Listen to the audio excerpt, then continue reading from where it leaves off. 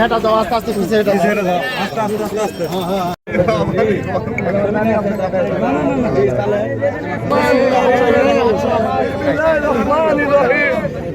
দোয়া দোয়া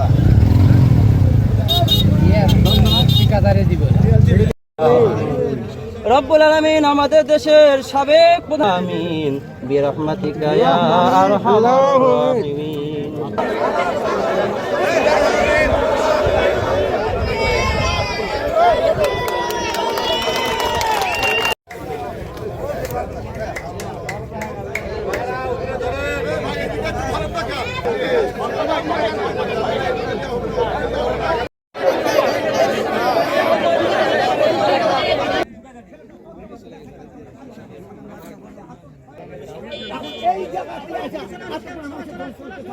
সম্মানিত প্রধান অতিথি জনাব জাহিদুল ইসলাম ধরু ভাই, অতিথি সফর সঙ্গী হিসাবে নওগাঁ জেলা বিএনপি ভাইদেরকে জানাই আদাব।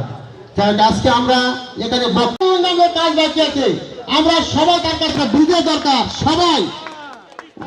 কারণ তখনকার প্রেক্ষাপট বাংলাদেশের মানুষের যে অবস্থা, সেই অবস্থা পরিবর্তনের জন্য কিন্তু এই খাল খনন কর্মসূচিটা নিয়েছিল।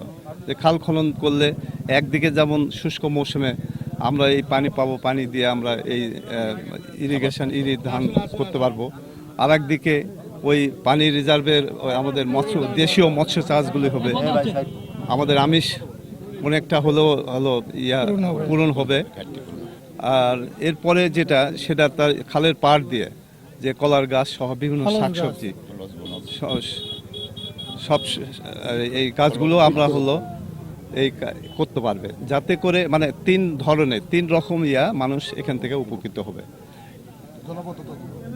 আর এর সাথে সাথে আমাদের জীবনযাত্রার যে মান, বিশেষ করে আমরা ওই সময় দেখেছি যে বাংলাদেশে এই খাল খনন করার পর বাংলাদেশে কিন্তু একটা বিপ্লব হয়েছিল, সবুজ বিপ্লব। সেটি হলো ধানে আমরা চালে বাংলাদেশ স্বয়ংসম্পন্ন ছিল, এবং শুধু তাই না, আমরা আমাদের উদ্বৃত্ত যে চাল ধান আমরা বিদেশে রপ্তানি করেছি, বিদেশে রপ্তানি করে আমরা বৈদেশিক মুদ্রা অর্জন করেছি।